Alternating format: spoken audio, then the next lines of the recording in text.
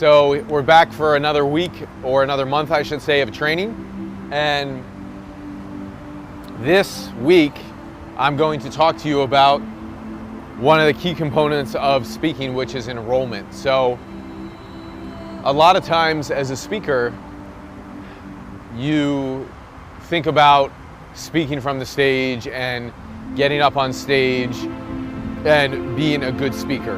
And there's no question that being a good speaker is important. And that's certainly one level of having to confront an audience that's can be really challenging. You know, it's funny, I just got back from an acting class, and just getting up there in front of my peers is a challenging situation, because I'm up on stage and I have to recall what I'm going to say. And saying it in a way that's natural, saying it in a way that's connected, and saying it in a way where I also feel like somebody's judging me is a very difficult thing, you know? So I have a great appreciation for you if you're brand new to speaking or you haven't spoken on stages before, because I understand what it's like to go in front of an audience and do something new, right? So speaking on one level is just your ability to really be there and be present with the audience. That's such a key component to success as a speaker. It's like, how do I show up and just fully be present, fully be there, and just communicate to the audience? So I think just step one, before we get into enrollment today, that needs to be addressed is, number one, if you're gonna go on a stage, you have to know your material. And this is one of the things that I take for granted as a speaker, because you know, I'll go lead a seminar in my mastermind group for 4 days coming up, and there's nothing I need to prepare because I just know my stuff. I know exactly what I want to go through. I know the steps to my blueprint. I know my content. So knowing one's content, which is kind of like in acting, it's knowing one's lines, makes it a lot easier to get up there and actually deliver it. So knowing your content is really the first step to being a great speaker. If you don't know your content of what you're going to share on a stage, whether it's a 90-minute talk or even if you're doing a 2-day seminar, if you don't know your content, it's going to be challenging to get up there and really deliver in the way that you want to deliver. So I would say step one for you right now is know your content, right? Step one. When you think about the second component of that is, once you know your content, it's the ability to get up there and also be connected and be present with the room. You know, being in one's head, thinking about the lines you're gonna say next, makes it a disconnection from the audience. And trust me, I know this because I've gone through this phase in speaking when, you know, initially when I got up on stages and speaking and doing 90-minute presentations, I was a lot of times thinking about the next thing that I was going to say, particularly in the sale, you know? I think sometimes in content when we're speaking, you know, we can kind of flow with it, and if it's changed our life, we've embodied the content and we're like, oh yeah, this feels great, right? Like, I know this because like I've been through this and I can teach this to other people because I've lived it. But on the flip side of that, when you're getting into something that you're not really comfortable with, like the sale to go enroll a customer, sometimes you get heady and you start thinking about what it is you're going to say next. So the important thing is to really know your presentation, know the content you're teaching, and then if you're going to sell something, you need to know what it is that you're selling, and you need to know how to sell, okay? And essentially sales, like when you get to the offer, it's kind of like memorizing your lines and knowing your lines. Like, that's the part where you don't really want to go too much off book in terms of off the script. You want to know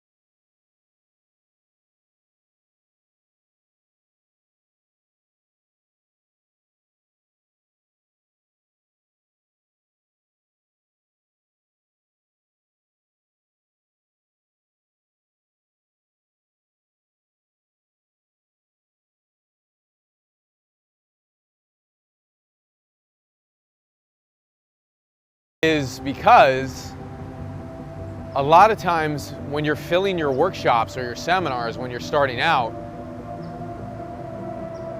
you're going to have to get on the phone and enroll people into your seminars and your workshops. So there is relatability.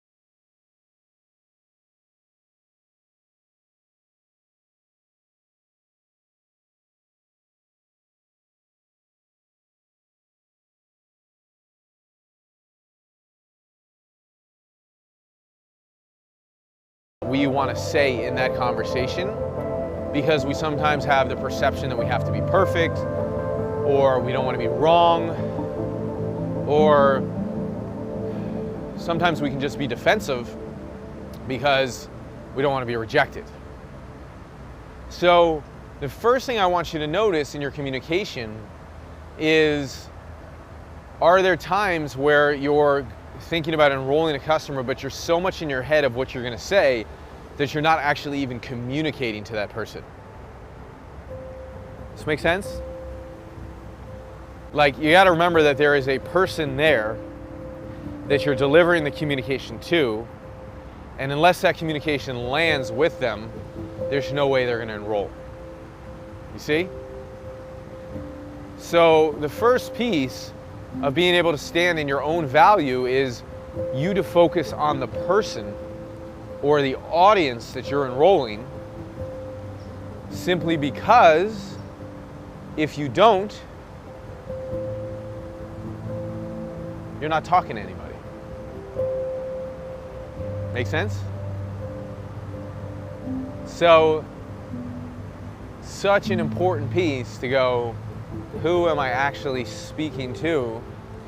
And to allow your communication to land when you're enrolling to that person. It's kind of like I'm speaking to you right now, and I'm paying attention to my communication landing right there.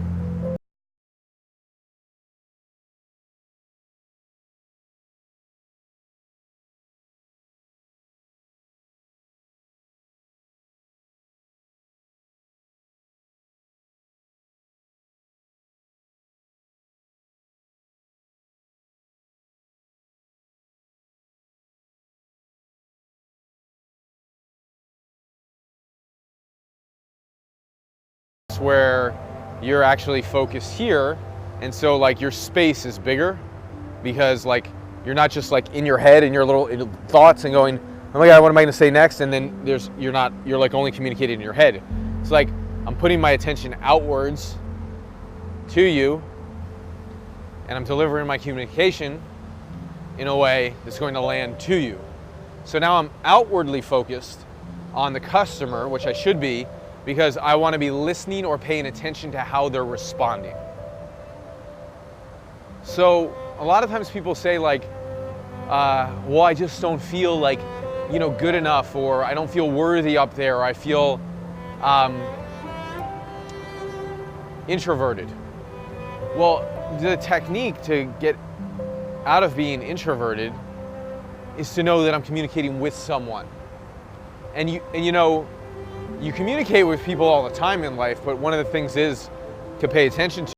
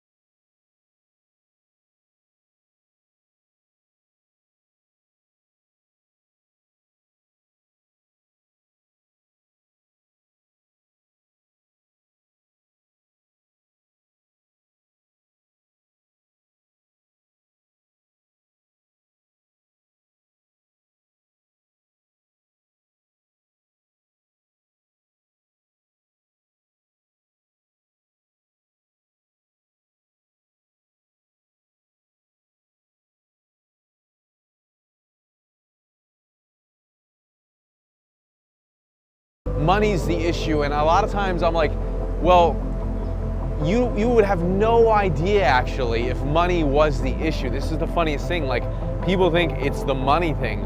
You would have no idea if money's really the issue if you didn't put yourself in the position when you make an offer to actually receive what the person says back to you and to actually deliver your intention.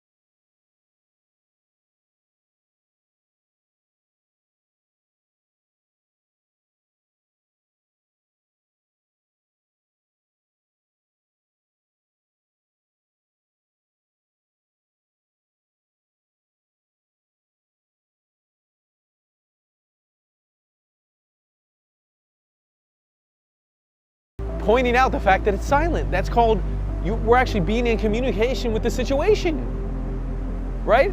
So it's, oh wow, it's a little bit silent right now over there. What's going on? And then somebody just goes, I don't know.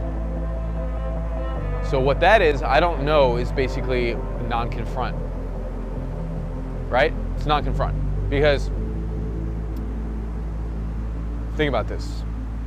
How could an individual ever not know what they're actually experiencing? It's impossible unless they're not willing to confront what they're experiencing. So when somebody goes, I don't know, or if you're doing this in front of an audience that you're speaking to and you're literally paying attention and you see like somebody's arms crossed in the audience, right? Like you don't need them to speak. You can read their body language to go, and you could point something out and you could go, you know. It's always a funny thing, you know, when I start making an offer, I totally get it. Like some people's arms in the audience are crossed right now and like, oh, here it comes. He's going to make this freaking offer. Some of you are leaning forward because you're like, yeah, I'm so excited about this, you know? And here's the thing, and you literally pointed out, like, eliminating objections this is all starting before you're even making the offer. Do you see what I'm saying? It's like you're just about to get it in your program. You're like, can I tell you, I'd like to tell you a little bit about my program right now. Everybody game for that? And you literally wait for the response. People are like, and some people are like, and you're like, love the enthusiasm from some of you leaving forward. Some of you got your arms crossed right now, and I get it. It's just like you're putting the wall up, and I've been that way too. You know, when somebody's making up an offer for something, and I'm like kind of resisting because I don't want to have the conversation, but I know I want to do the thing, but I don't know if I have the money, and I'm kind of in this place right now, and I'm like confused. What should I do? And I'm in indecision. So being in indecision is stuckness, and it's kind of like this. And I'll tell you what, I've done this in audiences. One of the most funny enrollments I ever did was at my speaker training like 6 months ago, and I literally like felt myself not receiving the audience, and I even dropped my script of how I would normally go, and I just went into the audience, and I just started feeding off what people are doing. I just started feeding off my instincts, and all that's called is communication. We know how to respond when we're fully in communication. We just respond the way we want to. Does this make sense? This is like a massive, massive, massive breakthrough. I can tell you, like, just in the last day, I've had just huge breakthroughs around this. And here's the other insight that I had last night. It was massive, massive. For those of you who cross your arms sometimes, or you wall off communication when it comes to money, and trust me, I do it too, okay? I've just become aware in my life, and it's not that I don't have the feeling sometimes of being walled off. It's just when it happens, I either wall off and screw up, or I'm aware of it, and even if I wall off, I still come back to get back into communication. All right? So when you do wall off, the insight that I've had for myself, and maybe this will help you, is if I'm not willing to receive the communication, right?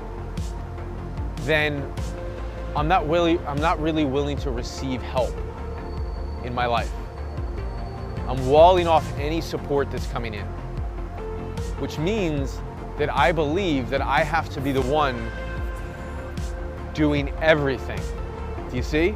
Like, I have to be the one doing every single thing to make it happen, and I can't receive any effect from anybody else who's trying to help me. I can't receive their communication coming in to say, I want to help you. I can't receive their support of saying, I want this program to serve you. I can't receive the support that somebody's trying to give me. Just because I receive the communication doesn't mean I need to say yes. Make sense?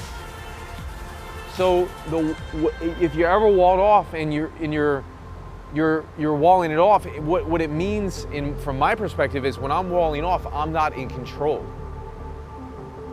Like fully receiving what somebody's saying and allowing it to land and hearing them and then making a decision about what I truly feel about what they said, that's control.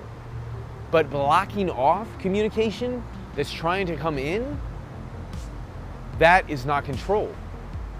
Do you see? And it's funny, like people who, I'll speak from first person. When I do that, it's me, literally when it's happening, it's me not being in control, it's me blocking opportunity, which means it puts me out of communication with the people trying to help me, which means I can't thrive and succeed. Do you see? If I keep blocking up and putting up, it's almost like think about putting up imaginary walls. Like if you've ever tried to be enrolled, right? Or you're sitting in a room where you're going to be enrolled and you have this thing about sales, you literally put up a stop. If you have a thing about sales, you literally put up a stop right there and you go, I just put a wall up in communication around money. And then that wall literally lives there This is my experience of it. That wall will live there for me. And then when I'll go to another conversation, I'll have that same wall that I'll bring with me to that conversation, and it will show up. And people think like, why do I feel this way? This so weird. We just had a wall drop down. People will go, why do I feel this way? Like this unworthiness about, communicating around money. I'm like, from my perspective, when it happens to me, all I did was put up a wall, and that wall's there, and what I'm feeling is resistance, uncomfortableness, and I'm blocking, like I'm fighting it off, like it's coming in, because people want to communicate with you all the time, so all the communication I'm blocking off, so that resistance is the uncomfortable thing that I'm feeling.